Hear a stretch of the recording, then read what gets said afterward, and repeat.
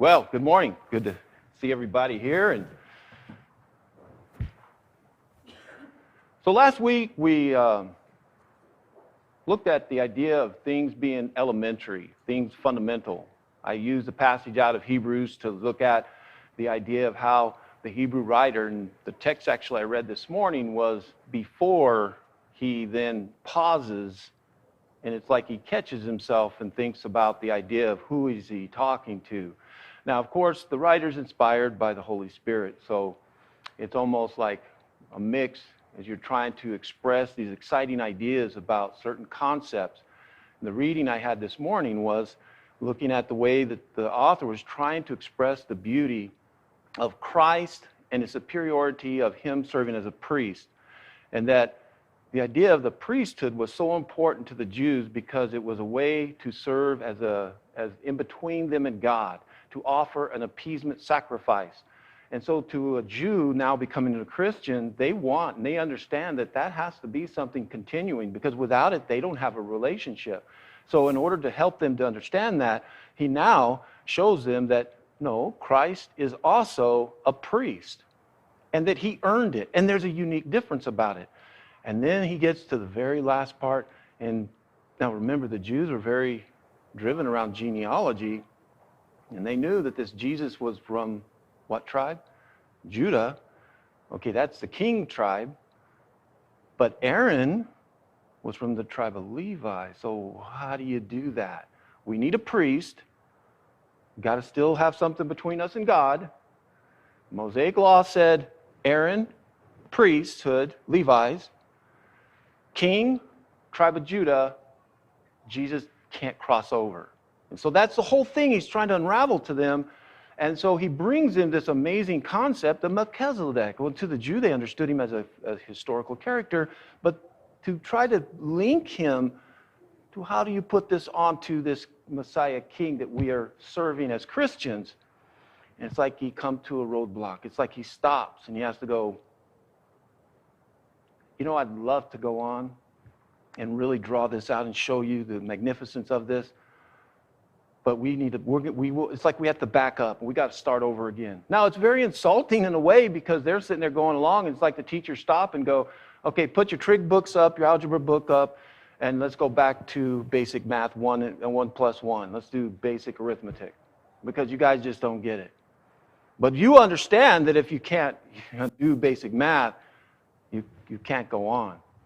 Now, I'm not insulting us, but I think the importance of this is that I've seen a lot of times where Christians are diving off in this path of trying to consume this great information, these concepts that are beyond their level. Very similar to the idea of how does Melchizedek have anything to do with Christ, a Jew, before there was any Jews, or Abraham was even, he was before Moses. So they get off onto that, and they dig into it and start going, which is great. There's nothing wrong with that. But my problem with it is, when you don't know how to love your brother, when you can't be long-suffering, and you can't grasp and have the basic fruit of the Spirit, what are you doing? Worrying about Melchizedek and worrying about all these concepts when you cannot yourself practice the simplicity of the love of Christ. Focus on the elementary things. Every profession we talked about has to do that. They have to go back to their basics. Football players that make millions of dollars, they go to what? Training camp. Matter of fact, they're back now. And what do? They teach them, they get the linemen down and they make them get into their stance, and they sit there and the line coaches look at them and no, get your bottom down, or you're off line, and get your hands right. In the center, when he goes to hike the ball, how many times does he hike the ball? I mean, look at the guys, the centers for the Super Bowl game. How many times did those guys hike that ball? And yet they go back to a camp and sit there and do what? Practice the fundamentals of how you hold the ball and snapping that ball. So it's an important process, and as Christians, we have to come back. We try to do this with Christians when they first become Christians, is go back and teach these fundamentals. So that's what I'm doing. That's what I'm doing. It's First Things First is my series name. But the first one we have to start off is with authority. We have to have a starting point. And the reason I think it's so important with authority is because what right do we have to do anything? Do we even understand authority? And understanding authority, source of authority, and how we justify what we're doing today. So that, that's one of the questions. I mean, it's one of the problems and the shortcomings of Christians when they defend their faith and somebody says things like, so why do you do the Lord's Supper every Sunday? Because my grandpappy did it? We just always done it? Why don't you guys have instrumental music? We can't afford it? Really? Because we're not under the old law, so we just don't. They didn't have an organ, so we don't have an organ. Really? Is that the best you can do even as a Christian? Okay, it's not bad. But where's authority? We got to come back to that. We have to understand authority, and that's a principle that our society has to always maintain as well as a part of this. So we're going to do, like I said, it's simple, but it's good to remind ourselves, because this is not just a lesson about authority as Christians, but also in your family, at your job, in our country, and whether we like it or not, somebody's got authority, and you don't. It'll always be that. And you have authority, somebody else doesn't. So we have to keep it in perspective. So simple definition. When we look at the simple definition, it's the right to command and to enforce obedience. Ooh, we don't like that, do we? Don't want. And the right to act by virtue of office, station, relation, as authority of a parent over a child. You have the right. It gets a little deeper because then we're going to ask this question, who gives you the right? You ever heard that old saying? Who died and left you in charge? My brother used to do that. I used to say that to my older sister all the time. She'd try to rule over us, and I remember saying that, and she smacked me. It didn't work. She still had more power. She had power to back up her authority. But isn't that right? The right to command or enforce. But there's still a little bit more there. Because I could say I've got authority all day long. We see government, what we call overreach sometimes. Because what? They say they've got the authority, but they don't. Because where does it come from? What's the ultimate source? Well, when it comes down to honestly, universally, there's only two sources that it can come from. Now, if you don't believe in God, well, take the one out that I put up there, not God. But it's coming from a man then. And that's why you end up with dictators, kings. Now, that's why this nation is so magnificent. Because never in the history of human civilizations has a nation practiced such freedom of power to allow the multitude have an input and say so. Never. So when people tell me something about our country, I go, whoa, you need to back up and go look at history. And as Christians, we should really be rejoicing. Because never has Christians ever had such freedom to worship God without being oppressed or forced into a mold of religion that monarch who had the authority, power, and ability to force you to worship the way he wanted. So, why do we need it? That's the next question. So why do we need it? It just seems oppressive. We see so many times people abusing their power. It's always bothered me, like when Paul, sitting there telling us in Romans how we're supposed to submit to the governor and the government and such.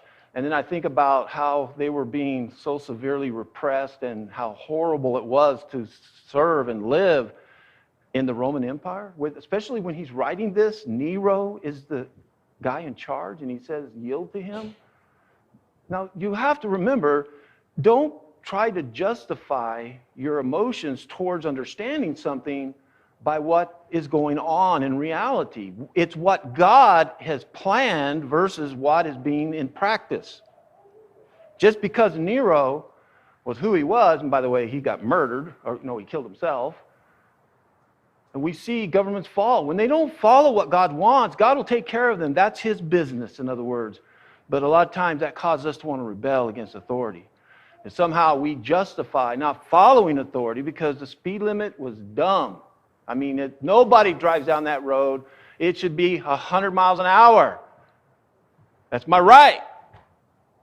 And I'll tell you, I've been on some of those roads where it drops down to 25 and there ain't a house or a cow near you. And you're like, really? And what do? I know what. Don't sit there and look at me like, well, I do 25. I do 20. No, you wouldn't. You would go. And what are you doing? You're disrespecting the authority. We have it in us. But basically, it's either coming from God or man. Now remember the definition. The ability to also back it up. Somebody's got to give it to him. Now, if you're a dictator, you eliminate everybody who would not listen to you. You made your own. You took power and force and dominated. And that gave you the right because now nobody gave it. You took the right. And now everybody has to listen to you. If they don't, heads on the chopping block. And they can back it up because guess what? The army's scared to death of him or respects him and he's going to follow through. They have power, therefore they have authority. Is it good authority? A lot of times, no. But you can't argue with him about it. But that's the type of kind of overall thing when we think about it.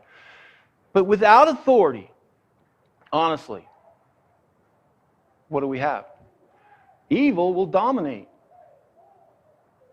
That's what goes on. And you can have authority, but it's not being utilized properly, or it's not being respected. Evil is looking for opportunities to separate us. I mean, we go back to the Garden of Eden. What authority did Eve have to eat of that tree? What authority did Satan have to come and to have that conversation, period? You know, there was none of that there. But that authority still reflects a free will, a submission to it. But if we don't have authority, respect authority, uphold authority, you can call it lawlessness. Spiritually, it's evil. That's what it is. You call it good, bad, righteous, evil. And that's what we see is when people disrespect authority, whether they like it or not.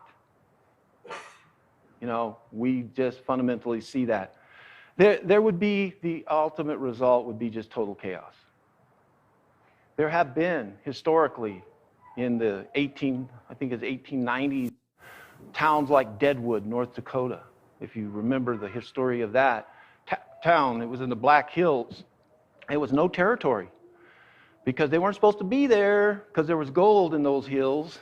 And those were sacred grounds for the Indians, and they weren't supposed to be there. But guess what? Did they listen? No. They went and they set it up, and they wanted it, and it was lawless. As a matter of fact, the guy that killed Wild Bill Hickok was tried there by Deadwood and found innocent. And everybody in the town's going, wait a minute, he did it. We saw him do it. There's reason. And they got it self-defense. Did you know that when they finally caught him outside of that territory, in an American soil area, they retried him. And his lawyer tried to stand up and say, wait a minute, double jeopardy. And they said, no. No, because you see, that was not in our authority. That trial you guys had, that was not real. So they tried him and executed him. They finally got good witnesses, stood up. So it is important to understand that. Just like if I go to Mexico, America has no authority. We rely on them if they want to try to get me back if something happens to me. Look what's going on in Russia. We see that. But what happens is this chaos, and that's what Deadwood turned into, was this outlaw town where you basically better have a gun if you wanted to protect yourself and all this type of stuff that's happened. So evil's going to dominate without authority, and we ultimately have chaos. We see that happening, honestly, all the time. Cycling. I think our nation is going through some of this right now, fundamentally. You may not like authority, but when we disrespect it, this is kind of what we'll see happen. And this is exactly what the time period of Judges records. If you remember in Judges 17, verse 6, It records this. In those days, there was no king in Israel, and everybody did what was right in his own eyes. The king is the one who should have had authority. Now, is that a true statement completely? Trivia question. Did they really not have a king? Yes, they had a king. His name was Yahweh. His name was God. But in their eyes, this is them speaking. We have no king. You know why? Because they didn't have a king like all the other nations. That's what they wanted. God was to be their king. And so what happened when they ignored the fact of who was a king, said they have no king, then everybody got to decide what they wanted. So they did what was right in their own eyes. Whether you like it or not, that's chaos. When everybody gets an equal say and it's just everybody just do what you want, somebody's going to get hurt. I'm going to infringe on you without authority. But with authority, which we can already start to see the simplicity, the opposite of it is, one of the things is we see order is established. We see things that are able to progress and build upon. We go all the way back to the creation of the order of creation by the authority of God, the way that He created everything and set things in motion. It wasn't chaos. He took what we could possibly describe, I can't because I don't know what was existing when He brought it together, but He put it into order, didn't He? And then He brought in humans, male and female, and He made them one. He created order in a family. And every time man has tried to undo any part of that, they fall to chaos. And historically, again, biblical history is all over the place, helping to support this type of idea. Now, we're focusing on spiritual authority because that's what we're talking about. That's what we need to know in order to help us. So where do we do that? First off, what does it do for you? First and foremost, it grants us a fellowship with God. John says in 1 John, the first chapter, he says that what we heard, we took, and we delivered to you. So they had established a fellowship with God through Christ, and then they brought it to them. And that put them into a fellowship. Which again, authority and fellowshipping and understanding that, my fellowship only exists with you because of Him. Okay? I'm here for Him. First and foremost, His fellowship is first, not yours. Oh, that's a catch too, isn't it? You see, that's why I bring that up that way all the time, because I always have somebody going, now wait a minute, Ron, you know. Yeah, but you know what? My salvation is dependent upon that one. Not yours so much. But now if I'm focusing on Him, then guess what I'm looking at? You. And you're not going to hurt my feelings. I'm not going to get upset and just run away because I'm going to love you as He loves me. It just changes everything. Gives us that fellowship that John talks about. It promotes the unity that God demands. This is important. Because when you don't have or respect authority, you have what? Chaos. What do we have today in the religious world? All around. I have people all the time. Any church is good. Any authority. You do it your way, I'll do it my way. That is chaos. That is not spiritual righteousness. And Satan loves it. Oh boy, he loves it. Keep shuffling around, man. Just keep shuffling around. And what is he degrading? Authority. So authority gives us this unity. That's what Jesus prayed for in John 17 so fervently. That the unity that He had with the Father, He wanted that same unity not only with His disciples among them, but He wanted us to have it as well. And you can't have it as an island in the stream, your church of one person. That's not unity either. It's us. But it's not just we all get along. It's we get along in truth and spirit. That's what's important. So it also ultimately leads us to heaven. Jesus said in Matthew 7 that there are two roads. Remember that parable? There's the broad way, the big gate, the big highway. But you know what? It's got a toll on it, doesn't it? Yeah, Texas has toll roads. You know, El Paso's got it now too. And I just get on them because it says faster. I don't even pay attention to the fact that I'm going to end up getting something in the mail. How do they get my license plates number, by the way? But anyway, you know, all of a sudden I'll get a thing in the mail that says, you owe this. So I didn't see that was a toll. I just saw it was a nice 5-lane empty highway, and I got on it. You see any spiritual applications there? Jesus said you got to look for this one. Which is a parallel to, there's just not, everybody's got authority for this. We have to narrow it down. So what is religious authority? I know, it seems like a simple question. Because I hear on television, I read articles all the time about people having this religious authority, apparently. But it doesn't match what I just simply read in the Bible. It just is in conflict. So who am I listening to? And again, it comes back to authority, doesn't it? Does this person have the authority to tell me what the Bible's telling me? Or does the Bible have the authority to tell me? So who do I listen to? You know what I think of is I think of John and Peter standing before the Sanhedrin, these religious elites, telling them, you know, you need to stop teaching in Jesus. And what did those two men say? Do we listen to you or God? Who has the authority? And that's what you got to ask yourself. When people propose things to you, you need to think about it. Who do you want us to listen to? You with your philosophy of salvation and prosperity gospel? Or God? Because that's how simple it really is. Paul makes it even a little clearer in Colossians.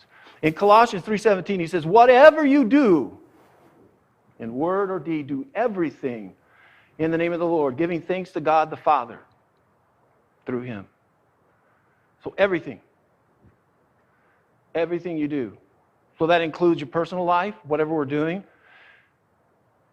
In other words, every time we're doing things and what we live and exist in, this is a part of that walking in the light, living spiritually that Paul talks about, not in the darkness of the sinfulness of the world, but everything that we do should be approved by God, should be something that God would be pleased with. When it's pleased with, then we have His authority. We're with Him on it. Whether it's a moral behavior or whether it's how we respect His authority and what He's telling us to do and how to worship and how to act and how to forgive and all those things. But everything that we're going to do collectively and individually, we utilize the authority of Jesus, God. And God has given it. So we must, first and foremost, we've already separated ourselves this morning from talking about the authority of man. But we have to look now and say, does God have the authority? We have to acknowledge it. And you go, well, Ron, that's a simple question again. I mean, that's a silly statement. Of course we give Him the authority. He's God, right? But do you really do? Do you? Do we? I'm picking on people, humans, period. Not just us individually. Because if we don't acknowledge that He is sovereign, and there's a fancy word, huh? What does that mean? Sovereign. I actually looked it up again because sometimes I lose it in my mind too. What does sovereign mean? That's a big fancy word. Well, kind of think about a king of England when you say he's sovereign. Basically, there's nobody else that can challenge him because it's his. He has the power and the ability, and nobody parallel with him that can influence it. There's nobody above him or equal with him at all. He is the top of all. And he has a region like the King of England. He had only the authority, and he was sovereign. We say that about the sovereign United States, or sovereignty of a nation has been, we'll hear that. Like right now, what's going on around the world. You violated our sovereignty because your boat came too close to the coast or something like that. You were in our waters. You violated our sovereignty. That was an area of authority that nobody else can have. So where it's God's. God's sovereignty is everything that's existing. So we have to start out and respect that. So that means that tops everything that can ever come to his level. That we have to also respect all these aspects when we say God. What is a God? And we have to identify, because that's one of the things that God had to do by using the children of Israel to set the God of Jacob, Abraham, and Isaac apart from the gods of Egypt, so that people would know the difference. That the gods that the Egyptians were worshiping and what the gods of people are worshiping today, they are not all powerful. The Philistines learned that when they took the ark, remember? God kept getting knocked over. He couldn't fight for himself, could he? He had no power. God is all powerful. We have to understand that God can see everything at the simultaneous moment. Kind of like you thought your mom did, that your mom could see everything. God sees everything. I don't know how to wrap my mind around that. But then again, I live in this dimension. I don't know. But God has told us He is. We got to also understand that He knows everything. And the thing, I want to back up. I kind of got ahead. But the idea that He's eternal. That means He's never ceased to exist. He wasn't born. And He will not go away. Before everything came into existence, He was there. Now, what was He doing? I don't know.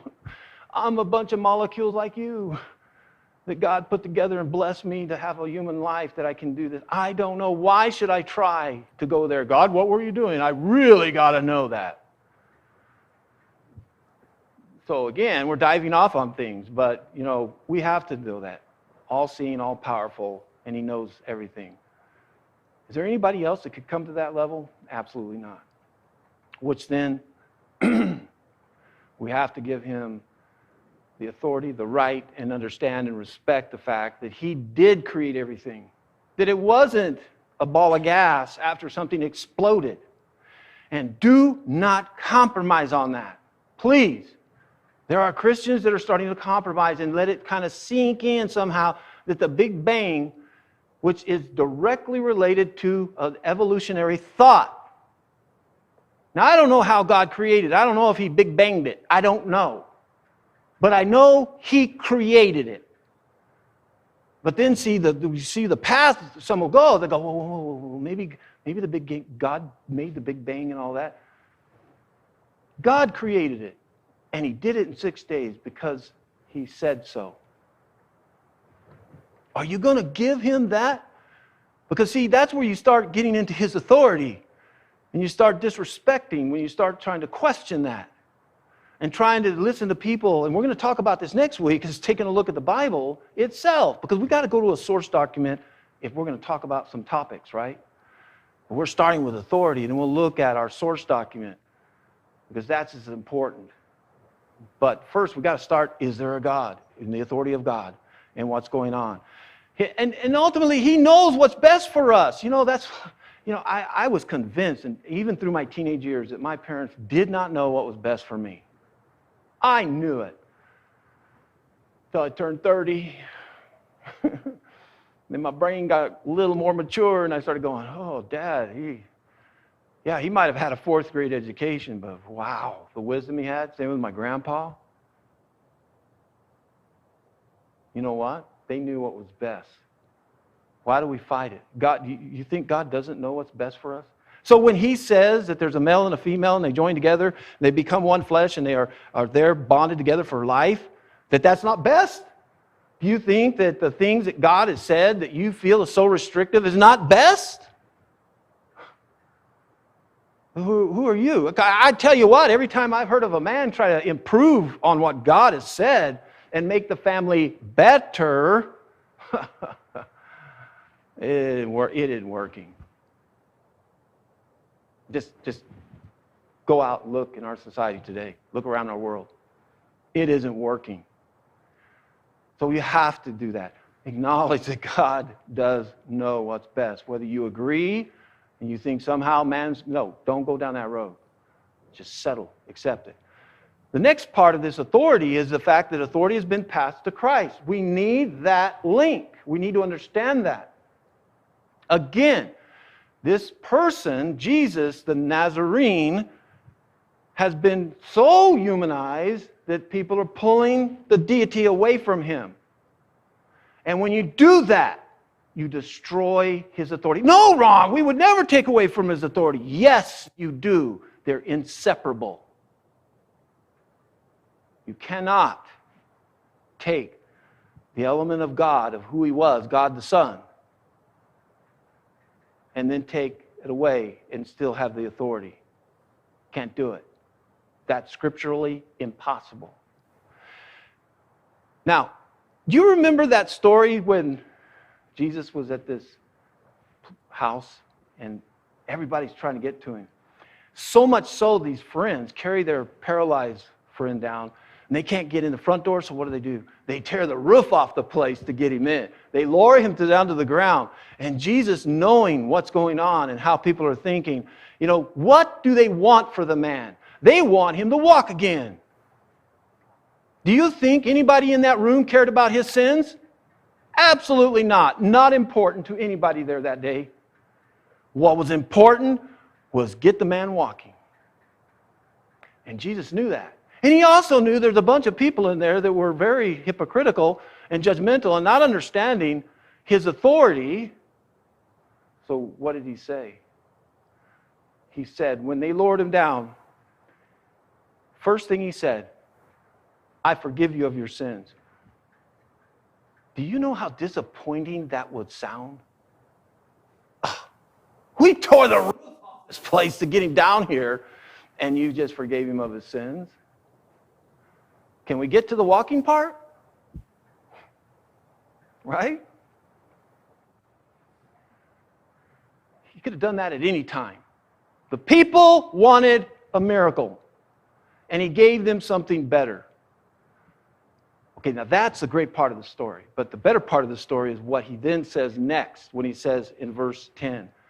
He did this, that he says, but that they may know, you may know that the Son of God has authority on earth to forgive sins. That's why he said it. That's what Mark kind of puts in parentheses to that story. So that without a doubt, people would know, because they understood it. They understood that if any man had the guts to say that you forgive sin, you were dead. You were blaspheming, because they knew the only one that could do that was God himself. And so he demonstrated. That's what Mark is saying. That's why this story is so important. Not the neat tearing of the roof apart, not this confrontation, but it was about establishing his authority. Mark 28:18, Jesus said to his apostles, he said to them toward the end of his ministry, after his all, he said, Jesus came to them and said, all authority on heaven and earth has been given to me. Heaven and earth. Everything that's God's, the Father, is now mine. That's it. So through this authority, which is leading us towards next week, how do we know what he wants? How do we know what he's going to say? That's kind of the thing. I have people all the time, kind of accusing me of certain things that they think I believe, but until I say it out loud, or somebody's got it on recording that I said it, until I tell you that I don't like Dallas Cowboys, I just said it out loud. So now you know, but you would have never known. Well, maybe if you heard me say it, because I do pick on them. But you see, until I tell you, like a lot of you, do I like chocolate? You guys know I love it. Do I like red enchilada? Yeah, why do you know that? Because I talk about it when I preach all the time, don't I? I talk about enchiladas, I talk about chocolate. But if I wasn't preaching, you would never know. That's the way it is with God. Exactly the same way. But it's a little different. It's a little more personal when we start trying to do that and impugn that we somehow know. And that's what the Apostle Paul talks about in 1 Corinthians when he says in chapter 2, verse 6 through 13. This is a little bit of a reading, so hang in there. But the concept is very important to this. Yet among the mature, we do not impart wisdom, although it is not a wisdom of this age, of the rulers of this age, who are doomed to pass away. But we impart a secret, hidden wisdom of God, which God decreed before the ages for our glory. None of the rulers of this age understood this. For if they had, they would not have crucified the Lord of glory. But as it is written, what no eye has seen, no ear heard, nor the heart of man imagined, what God has prepared for those who love him. These things God has revealed to us through the Spirit. For the Spirit searches everything, even the depths of God. For who knows a person's thoughts except the spirit of that person which is in him? Also, no one comprehends the thoughts of God except the Spirit of God. Now we have received not the spirit of the world, but the Spirit who is from God, that we might understand things freely given to us by God. And we impart these in words not taught by human wisdom, but taught by the Spirit, interpreting spiritual truths to those who are spiritual. If you try to understand God's plan of salvation and all the things that God has done according to some philosophy of Socrates, or some philosopher, or some scientist, you will be lost. If you try to understand the concept of how God created everything in 6 days against some guy named, Einstein, you will be lost. Carl Sagan, anyone, you will be in conflict because it's not the same. God has revealed what he wants to reveal. And the most important thing, he has let us know. So God has always spoken. He's not a silent partner. And don't, isn't that the other frustration? You ever have a friend that you're sitting there with that's always injecting, for you? And somebody goes, Ron, so who do you think is going to win the Super Bowl? And they answer. They think they know. They cut you off and they just fill it in. I'm ashamed, but I do that to my wife sometimes. After all, I think I know everything about her, right? So sometimes I'll do that to her. And that's what we do, don't we? Just because there's silence doesn't mean he hasn't expressed it. It's like my dad. I used to try to argue with my dad. My dad was very quiet, very firm, and very quick to exact justice. So there wasn't a whole lot of conversation beyond no. And I learned to say this one to my boys. And so parents, this is a good one. Whenever my boys would keep arguing, I'd look at them and say, what part of N-O did you not understand? And the best part that you could have had was when you were silent. But to keep trying to get God somehow to speak and to justify it. So God has always spoken. The Hebrew writer opens up the book by talking about this. Now let's look at this passage, because this is also very important to understanding authority. In verse 1 and 2, he clearly says, long ago, at many times and in various ways, God spoke to our fathers by the prophets. But in these last days, he has spoken to us by his Son, whom he appointed the heir of all things, through whom he also created the world. Remember, I told you, he gave Christ everything. Whatever was his authority is his authority. And you cannot separate the two. So, what we find is really neat, because we see about two different kind of relationships that he's had with us all along. In the beginning, he said, long time ago, how did God speak? But God was speaking, okay? Let's remember that. Long ago he spoke, and today he speaks. He hasn't gone silent. So long ago, he says, to our fathers. That was the patriarchs. God would speak to the patriarchs. Now, God didn't show up every day and have a staff meeting with the patriarchs and talk to them and chit-chat, okay? One of the important things that he's talking about here, really, he's focusing more towards the patriarchal system or the leadership of Israel, but also all generations that God would speak. But it doesn't say that he spoke all the time and that he spoke directly to them either. What does it say? Look what it says. Through the prophets. Men who were qualified to speak for God talked to our fathers. Not just anybody. And God picked those men. They didn't pick themselves. You see something coming? So God didn't all of a sudden get some radical technology and just all of a sudden just change everything in our generation. It really is kind of the same thing. He hasn't never changed. So a long time ago, spoke to our fathers by prophets. And by the way, what did they do to those prophets? Didn't Jesus say, what prophet did you not kill? So don't feel lonely today, right? But then he says, in these last days, that's the dispensation that we are living under right now. These are the last days, which is another whole thing that's beautiful about that idea. So he's not talking to us through the style of prophets back then. Now it's coming through his Son. So do you listen to Muhammad? Do you listen to the Pope? Do you listen to Joseph Smith? Who are you listening to? You better be listening to his Son. Now, I know this morning you're going, Ron, we're listening to you. Okay, yeah. But ultimately, everything that I say and do, you hear it in Gene's prayers, and some of men will pray, that make sure that we go home and we check Ron. And I'm roughly paraphrasing it, but verify that what I am saying, his word, not Ron's. That's what we have to look at.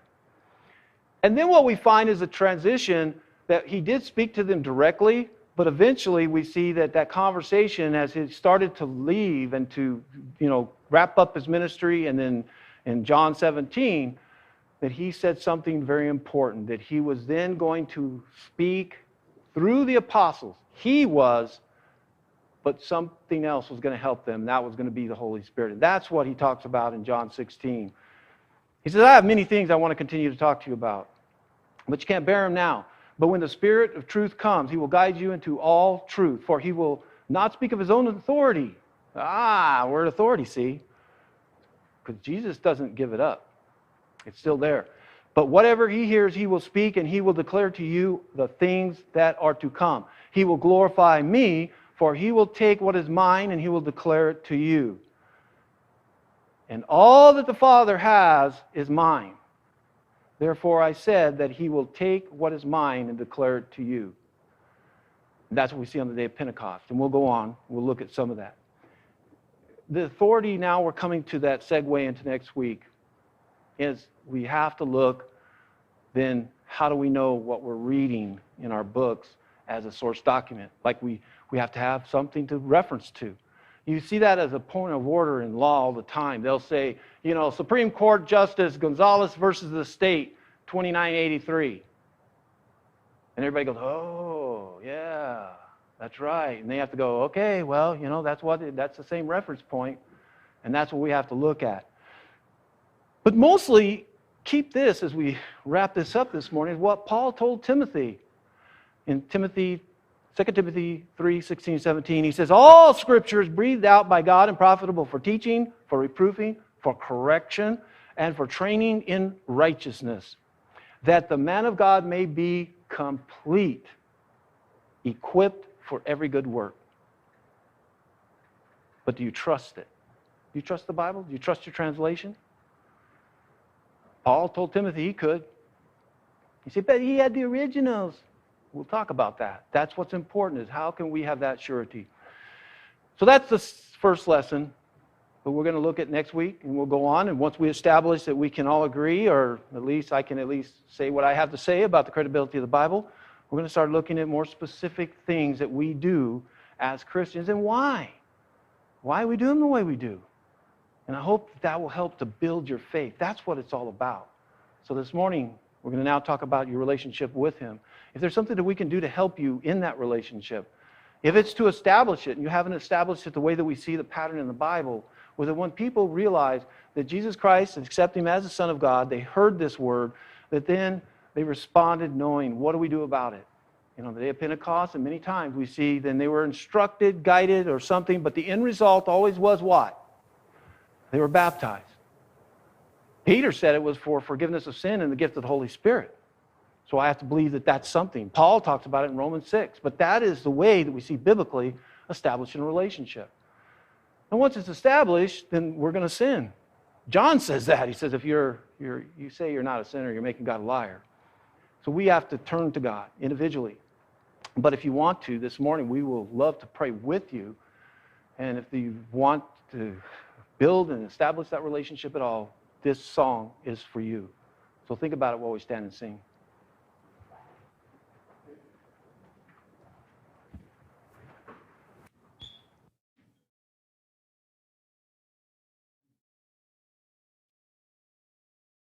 God is calling the prodigal, come without delay. Hear, oh, hear him calling, calling now for thee. Though you've wandered so far from his presence, come today. Hear his loving voice calling still, calling now for thee. Oh, weary prodigal, come, calling now for thee. Oh, weary prodigal, come. Patient, loving, and tenderly still the Father pleads. Hear, oh, hear him calling, calling now for thee. Oh, return while the Spirit in mercy intercedes. Hear his loving voice calling still, calling out for thee. Oh, weary prodigal, come, calling out for thee. Oh, weary prodigal, come. Come, there's bread in the house of thy father, and to spare. Hear, oh, hear him calling, calling now for thee. Lo, the table is spread and the feast is waiting, man. Hear his loving